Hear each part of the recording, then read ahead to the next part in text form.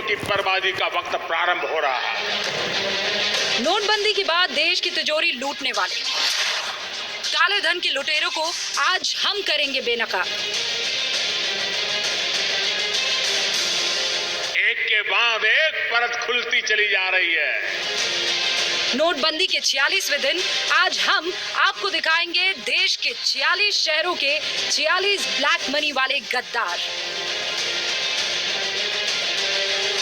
ये लड़ाई तब तक नहीं रुकेगी जब तक कि हम लड़ाई जीतेंगे नहीं। आज आपको पता चलेगा पद्म भूषण से सम्मानित डॉक्टर कहां और कैसे बना काले धन और काले मन का भ्रष्ट भूषण।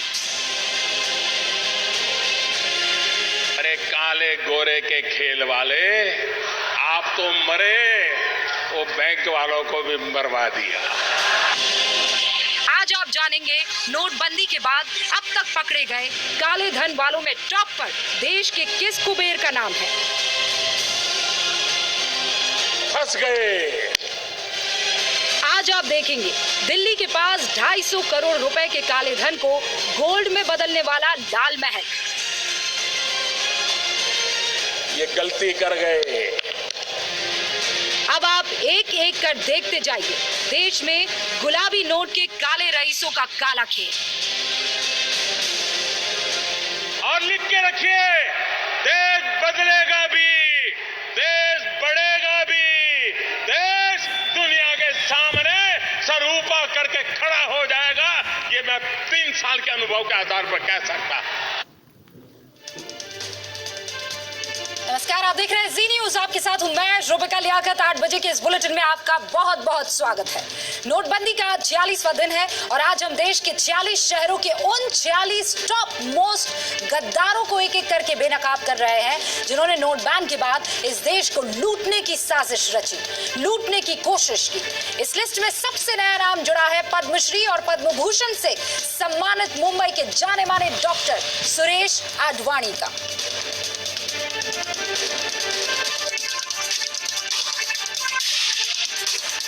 15 दिसंबर को मुंबई में जब्त एक कार और उस कार से बरामद 10 करोड़ रुपए के नोटों का ताल्लुक जानते हैं किससे है? मुंबई के इस मशहूर डॉक्टर से। पद्मश्री और पद्म भूषण से सम्मानित मशहूर डॉक्टर सुरेश आडवाणी समेत 5 लोगों पर 10 करोड़ रुपए के काले धन को सफेद करने के मामले में सीबीआई ने केस दर्ज कर लिया है। इस वक्त हम जिस जगह पे खड़े हुए हैं ये वैद्यनाथ बैंक है, जिसकी ब्रांच मुंबई के घाटकोपर ईस्ट इलाके में आती है। ये बैंक चर्चा में और विवादों में इसलिए है क्योंकि यहाँ से कुछ 10 करोड़ की रकम जो निकली थी, जिसको जाना था आईडीबीआई बैंक, पिंपरी चिंचवाड़ इलाके में जो बैंक है की शाखा है, वहां पर जमा होना है और ये डीमोनेटाइज्ड मनी के तौर पे इसको देखा जा रहा है। सुरेश आडवाणी के अलावा वैद्यनाथ कोऑपरेटिव बैंक के अधिकारी और औरंगाबाद के बड़े हॉस्पिटल सिग्मा के मालिक डॉक्टर उमेश टाकलकर के खिलाफ मामला दर्ज हो चुका है। डीमोनेटाइज्ड जो मनी थी वो सिर्फ 10 करोड़ नहीं थी बल्कि 25 करोड़ थी। आप समझ सकते हैं एक सेटअप था नेक्सस का, जिसमें बैंक के एम्प्लॉय शामिल थे, बैंक के मैनेजर शामिल थे, एक पूरा हॉस्पिटल शामिल है। इसके अलावा हॉस्पिटल के प्रबंधन के अलावा जो मशहूर डॉक्टर हैं डॉक्टर सुरेश आडवाणी, वो खुद इसके अंदर शामिल थे। फिलहाल सीबीआई ने पूरी जांच शुरू कर दी है। वैद्यनाथ कोऑपरेटिव बैंक के मुखिया स्वर्गीय गोपीनाथ मुंडे की बेटी और बीजेपी सांसद प्रीतम मुंडे। प्रीतम की बहन पंकजा मुंडे की सफाई भी सुन लीजिए। या बँकेच्या संचालक मंडळ हे माझ्या नेतृत्वाखाली निवडून आलं, ही खरी गोष्ट आहे। मी काल शिवस्मारकाच्या कार्यक्रमात असताना मला मीडियाच्याच फोनवरून माहिती मिळाली की अशा प्रकारची एक केस झालेली आहे। मी बँकेच्या संचालक बोर्डाकडनं आणि जनरल मॅनेजरकडनं जी माहिती घेतली त्या माहितीमध्ये ते आत्मविश्वासाने सांगतात की हे बँकेचे रूटीन ट्रान्झॅक्शन्स आहेत आणि याच्यामध्ये कुठल्याही प्रकारची चूक बँकेच्याकडनं झालेली नाही आणि ते आत्मविश्वासाने सांगतात ते खरं धरून जर ते जे बोलतायत त्याची जर चौकशी होत असेल आणि ते जर योग्य असतील तर त्यांना न्याय मिळेल। औरंगाबाद के बड़े हॉस्पिटल सिग्मा के मालिक डॉक्टर उमेश टाकलकर ने अपने ऊपर लगे आरोपों को गलत बताया। पैसे आम्ही जे भरलेले आहेत ते पैसे आम्ही मागच्या महिन्यात भरलेले आहेत, जे 12 आणि 13 नोव्हेंबरला आम्ही पैसे भरले बँकेमध्ये।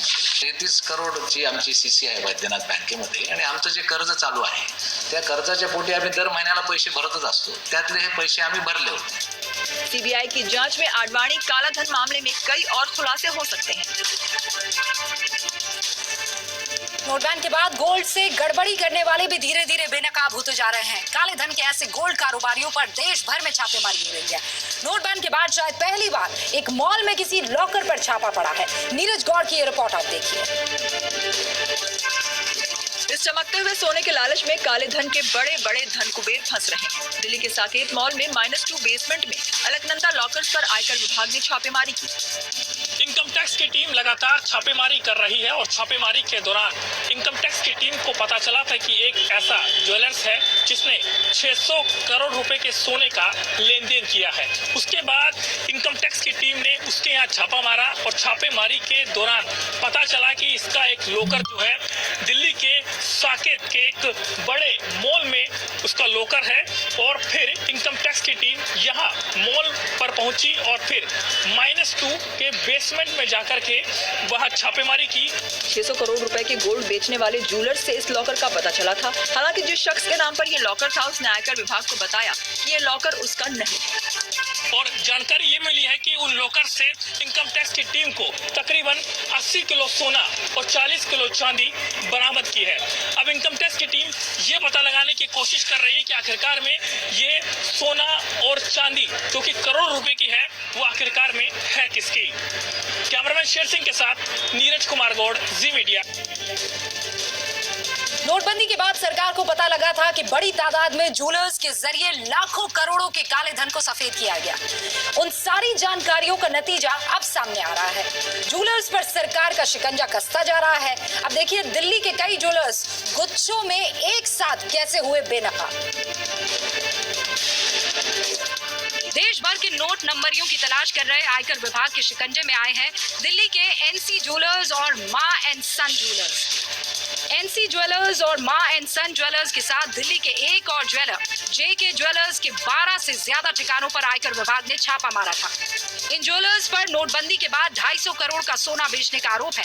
इन ज्वेलर्स की ओर से 74 करोड़ की रकम दिल्ली में चांदनी चौक में एक निजी बैंक के एक खाते में जमा कराई गई थी। सूत्रों के मुताबिक ये खाता इन ज्वेलर्स ने नहीं खोला। अब जांच की जा रही है कि किसने फर्जी कंपनी बनाकर वो खाता खोला जिसमें 74 करोड़ की रकम डाली गई। गुलाबी नोटों के काले रईसों में टॉप पर आने की जोर आजमाइश अब चली जा रही है और काले खेल की इस प्रतियोगिता में टॉप 5 में एक नाम पारसमल लोढ़ा का भी है। पारसमल लोढ़ा कोलकाता का बड़ा बिजनेसमैन है। करोड़ों का काला धन सफेद करने में जिसका बड़ा हाथ है। वो बात और है कि ईडी की रिमांड में उसका हाथ फिलहाल अपने मुंह ढकने के काम आ रहा है।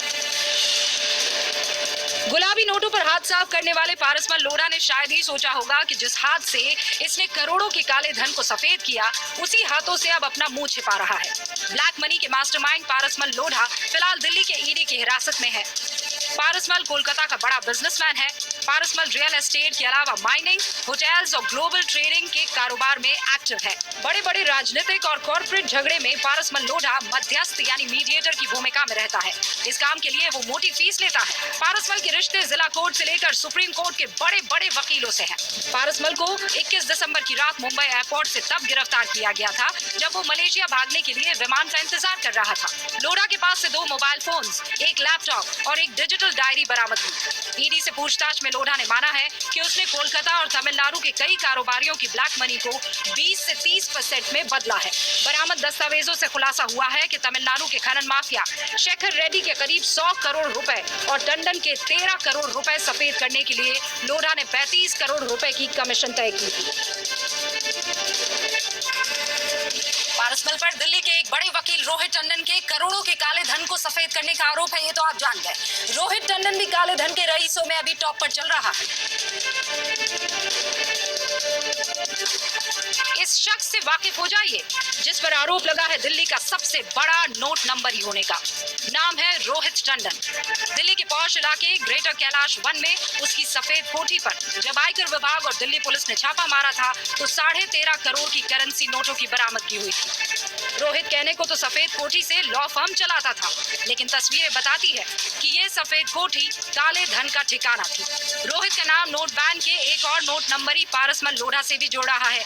आरोप है कि पारसमल लोढ़ा ने रोहित को पुरानी करेंसी को नई करेंसी में बदलने में मदद की थी। ईडी ने इस सिलसिले में रोहित से पूछताछ भी की है।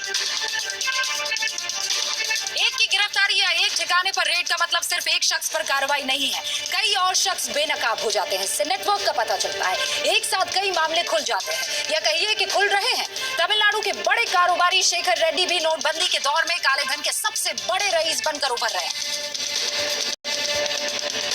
जे शेखर रेड्डी की कल तक तमिलनाडु के बड़े कारोबारी के तौर पर पहचान थी, लेकिन आज शेखर रेड्डी नोट नंबरी होने के आरोपों पर कटघरे में है। सीबीआई शेखर रेड्डी के साथ 2 सहयोगियों श्रीनिवासलू और प्रेम को भी गिरफ्तार कर चुकी है। शेखर रेड्डी और उसके सहयोगियों के ठिकानों से 177 किलो सोना और 130 करोड़ नकद बरामद हुआ था, जिसमें से 34 करोड़ नए करेंसी नोट में थे। 2000 के करेंसी नोटों में 24 करोड़ रुपए तो शेखर रेड्डी की कार के अंदर से बरामद हुए थे। शेखर रेड्डी की पहुंच का अंदाजा इस बात से लगाइए कि उसका तमिलनाडु के सीएम ओ पनीरसेल्वम से संपर्क रहा है और आयकर के छापों के पहले तक वो तिरुपति मंदिर बोर्ड का सदस्य था। देश में पहली बार ऐसा हुआ जब किसी राज्य के मुख्य सचिव को काला धन सफेद करने के आरोप में पद छोड़ना पड़ा और छापेमारी झेलनी पड़ी। कल तक ये काले धन वाले सरकारी रईस थे और अब देश के सबसे बड़े मुजरिम हैं। ये है राम मोहन राव। कल तक तमिलनाडु के चीफ सेक्रेटरी थे, लेकिन काले धन को सफेद करने के काले खेल में राव के खिलाफ सबूत मिलने के बाद न सिर्फ इनका पद छिन गया बल्कि इज्जत भी तार-तार हो गई। राम मोहन राव और उनके बेटे के ठिकानों पर छापेमारी हुई और उस दौरान आयकर विभाग को कई अहम सबूत मिले। राम मोहन राव के ठिकानों से छापेमारी के दौरान आयकर विभाग को 18 लाख रुपए के नए गुलाबी नोट और 2 किलो सोने की ईंटें मिली। चित्तूर में राम मोहन राव के समधी के घर से 1-1 किलो की सोने की 2 ईंट बरामद हुई। ईडी पता लगाने में जुटी है कि कहीं तमिलनाडु में चीफ सेक्रेटरी राम मोहन राव का काला धन पारस के जरिए तो सफेद नहीं किया गया। केंद्र में बीजेपी की सरकार है, मध्य प्रदेश में भी बीजेपी की सरकार है। नोटबंदी का फैसला भी बीजेपी की सरकार ने लिया, लेकिन काले धन के खिलाफ लड़ाई की शुरुआत भी देश की बीजेपी सरकार ने की। लेकिन इस लड़ाई में अगर बीजेपी के नेता ही खलनायक बनकर सामने आ जाए तो क्या कहेंगे? हमारी अगली रिपोर्ट नेताओं की मंडली से काले धन के रईसों पर।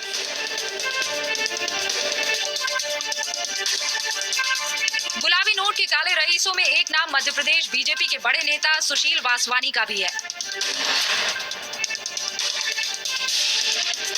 सुशील वासवानी महानगर बैंक नाम की इस कोऑपरेटिव बैंक के चेयरमैन है। आय से अधिक संपत्ति के मामले में वासवानी के ठिकानों पर 20 दिसंबर से आयकर विभाग की चल रही छापेमारी में पता चला है कि वासवानी के बैंक लॉकर्स से सोने के 10-10 ग्राम वजन के कई बिस्किट्स मिले हैं। लॉकर्स में प्रॉपर्टी के कागजात और जेवरात भी मिले हैं। एमपी आवास संघ के पूर्व अध्यक्ष वासवानी ने 20 दिसंबर को उनके ठिकानों पर छापेमारी के दौरान कहा था कि वो पाक साफ है। शासन की जो प्रक्रिया है उसके हिसाब से ये जांच कर रहे हैं, जांच करें। और लोग जो अफवाहें उड़ा रहे हैं ये पूरी तरह से, मैंने इसके पहले भी कहा कि ये गलत अफवाहें हैं। लेकिन आयकर विभाग की पड़ताल के बाद सुशील वासवानी बेनकाब हो चुके हैं। वासवानी के परिवार के दूसरे सदस्य भी कोऑपरेटिव बैंक के सदस्य हैं। नोटबंदी के बाद प्रधानमंत्री नरेंद्र मोदी ने सार्वजनिक मंचों से कई बार कह दिया है कि ये लड़ाई गरीबों को उसका हक दिलाने के लिए है। इस लड़ाई से चाय वालों को, पकौड़े बेचने वालों को, पान बेचने वालों को, छोटे छोटे दुकानदारों को, आम लोगों को, सबको उनका भला होगा। लेकिन सोचिए, यहाँ तो एक चाय वाला ही 2000 रुपए के काले धन का मालिक बन बैठा है। हम बात कर रहे हैं सूरत के किशोर भाई भजिया वाले।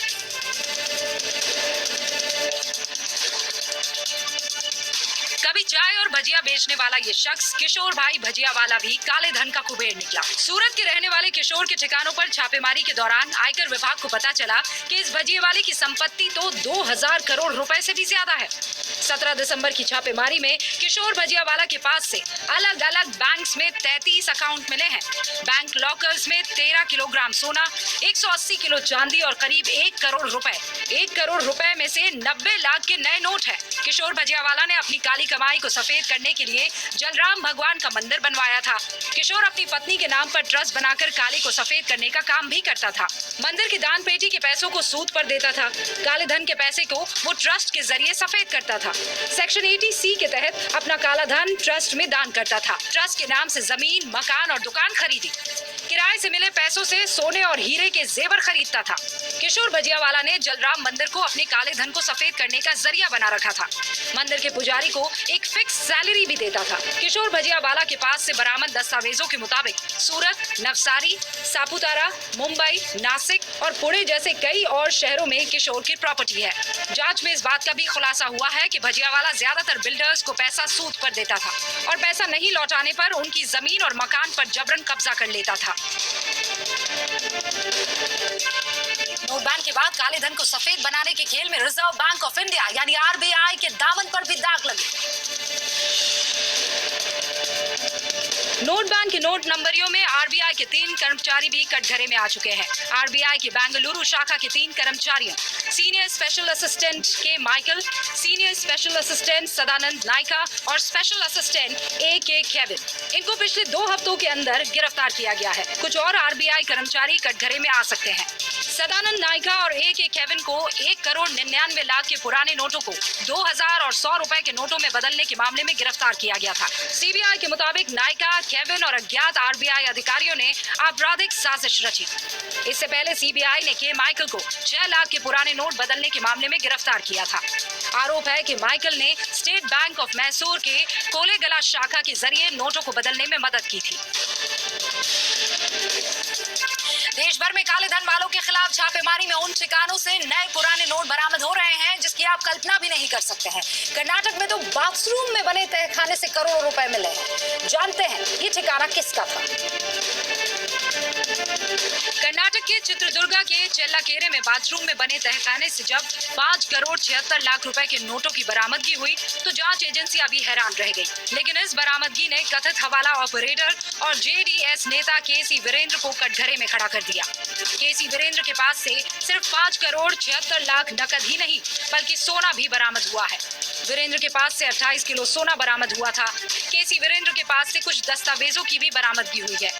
इस मामले में सीबीआई ने State Bank of India, State Bank of Mysore, ICIC bank और कोटक महिंद्रा बैंक के कुछ अधिकारियों पर भी केस दर्ज कर लिया है। चेल्लाकेरे में तहखाने से नोटों की बरामदगी के मामले में केसी वीरेंद्र के सहयोगी थेपी स्वामी और वेंकटेश नाम के 2 लोग भी गिरफ्तार हुए हैं।